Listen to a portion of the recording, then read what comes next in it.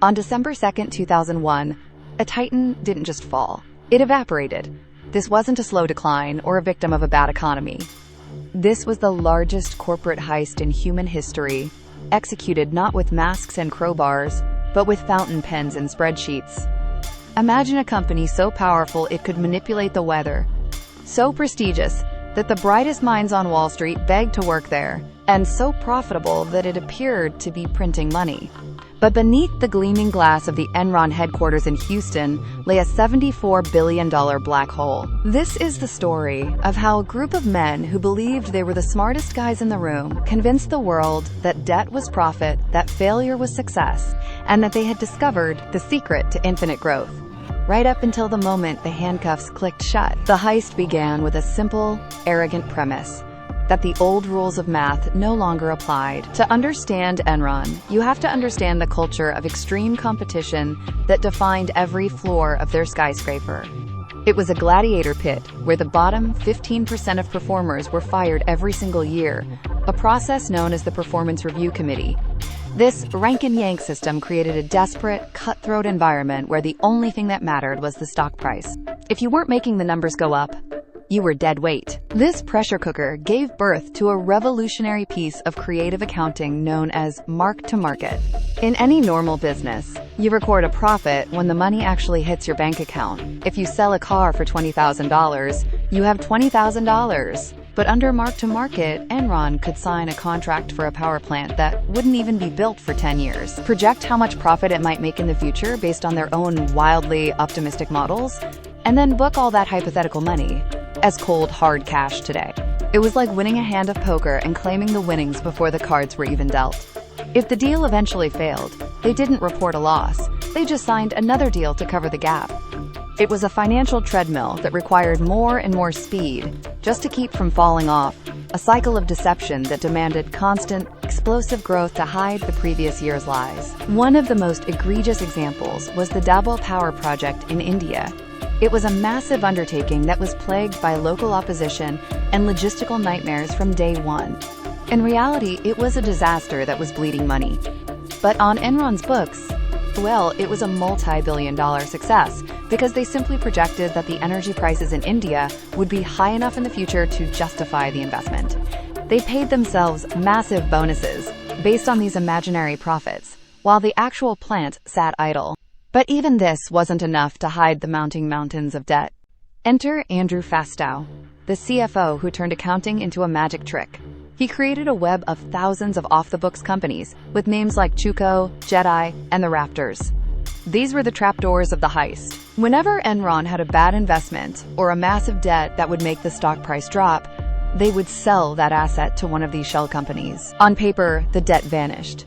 In reality, Enron was just moving money from its left pocket to its right pocket, while telling investors both pockets were full. The audacity was breathtaking. They were essentially using Enron stock as collateral to borrow money to hide Enron's own losses. It was a house of cards built on a foundation of wind. While the executives were cashing out hundreds of millions in stock options, they were encouraging their employees to sink every penny of their retirement funds into Enron stock, telling them it was the safest bet in the world. As the 1990s roared, Enron became the darling of the media, named America's most innovative company 6 years in a row. They were treated like rock stars, but the music was about to stop. They weren't just manipulating books, they were manipulating reality itself. In California, Enron traders discovered they could manufacture artificial power shortages to drive up prices. They had names for their strategies like Fat Boy, Get Shorty, and Death Star. They would literally call up power plants and tell them to shut down for maintenance in the middle of a heat wave, watching the prices skyrocket on their screens, laughing as they squeezed every cent out of a desperate public. In recorded calls, traders were caught celebrating as Grandma's electricity bill tripled. It was cold, calculated, and predicated on the belief that they were untouchable. The sheer arrogance of the leadership was the glue that held the lie together. Ken Lay, the genial chairman, used his political connections to lobby for deregulation, ensuring that no one was looking too closely at the books. Jeff Skilling, the visionary CEO, was obsessed with disruption before it was a buzzword, pushing the company into everything from water trading to high-speed broadband. But the broadband venture was another fiction. They held a lavish launch event with Blockbuster Video to announce a partnership that didn't even have the technology to function. They booked $110 million in profit for a service that never reached a single customer. The cracks first appeared not in the ledgers, but in the questions that nobody could answer. When an analyst finally asked Jeff Skilling for a balance sheet during an earnings call, Skilling didn't provide it. He insulted the man in front of the entire investment community. That was the first sign of the rot. The arrogance was the armor, and it was starting to shatter. By the time Sharon Watkins, an internal vice president, sent her famous memo warning that the company might implode in a wave of accounting scandals, the fuse was already lit. She saw the Raptors for what they were: a Ponzi scheme dressed in a suit. The stock price, which had once peaked at $90, began a sickening slide. In 2001, Skilling abruptly resigned, citing personal reasons. The ship was already underwater. When the truth finally began to leak, it wasn't a trickle. It was a flood. The SEC launched an investigation, and Enron was forced to restate its earnings, admitting it had inflated profits by hundreds of millions of dollars over the previous 4 years. Investors panicked. Banks, which had once been eager to lend, suddenly stopped answering the phone. A last-ditch merger with their smaller rival, Dynegy, collapsed at the 11th hour when Dynegy realized the true scale of the debt. In a matter of weeks, $74 billion in shareholder value vanished into thin air.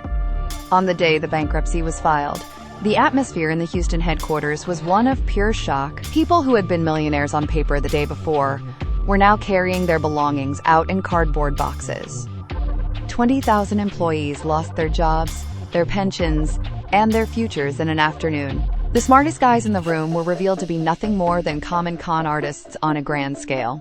The legal fallout was just as dramatic. Ken Lay died of a heart attack, a convicted felon, before he could be sentenced to what would have likely been the rest of his life in prison. Jeff Skilling was sentenced to 24 years, though it was later reduced. Andrew Fastow, the architect of the shell companies, served 6 years after turning on his mentors. The Enron heist changed everything. It led to the downfall of Arthur Andersen, one of the world's largest accounting firms, because they were caught shredding the evidence of their own complicity. They weren't just the accountants, they were the enablers, and their destruction sent a shockwave through the industry. It birthed the Sarbanes-Oxley Act, a massive overhaul of corporate regulation designed to ensure this could never happen again by making CEOs personally liable for the accuracy of their financial statements. But the ghost of Enron still haunts Wall Street. It serves as a permanent reminder that if a business model looks too complex to understand, it's probably because it's designed that way. The heist wasn't just about stealing money, it was about stealing the truth. They sold a dream of a frictionless future where risk didn't exist, and when the dream ended, the nightmare was all that was left.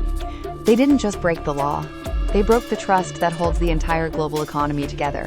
Every time a new disruptor promises impossible returns or uses opaque metrics to justify a billion-dollar valuation, the shadow of the Houston skyline looms large. The $74 billion heist wasn't a failure of capitalism. It was a failure of character, a story of what happens when greed is allowed to rewrite the laws of reality. In the end, the math always wins. You can hide the debt, you can bury the losses, and you can lie to the world, but eventually the bill comes due. And for Enron, the bill was $74 billion, and the total destruction of a legacy that once aimed for the stars. This wasn't a tragedy. It was a choice made every single day in the boardrooms of Houston. It was the choice to prioritize the ticker symbol over the truth, the bonus over the balance sheet, and the ego over the evidence.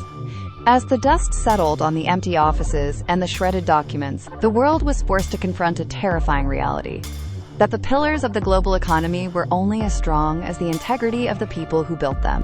Enron proved that a sufficiently large lie doesn't just deceive, it creates its own gravity, pulling in regulators, banks, and the public until the inevitable collapse. Today, the name Enron is synonymous with fraud, but at its peak, it was the future. That is the most dangerous lesson of all. The next great heist won't look like a crime. It will look like progress.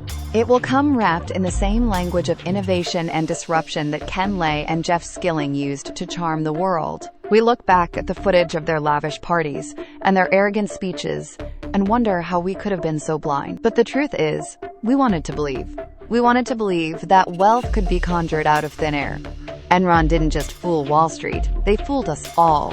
And unless we remember the hole they left behind, we are destined to watch the cards fall all over again. The legacy of Enron isn't just in the laws that were passed or the lives that were ruined.